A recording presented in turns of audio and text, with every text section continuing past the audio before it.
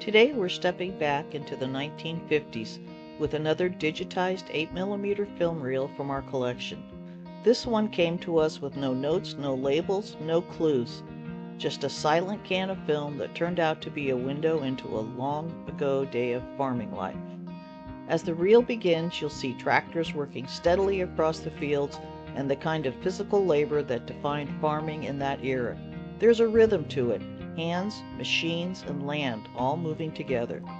Whoever filmed this clearly wanted to capture the everyday work that kept a farm running. Unfortunately, there's no information about where this was shot.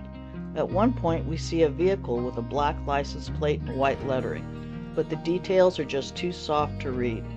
If anyone watching recognizes the plate style, the equipment, or the type of farming happening here, please share your knowledge in the comments. Your insights help bring these forgotten moments back into focus.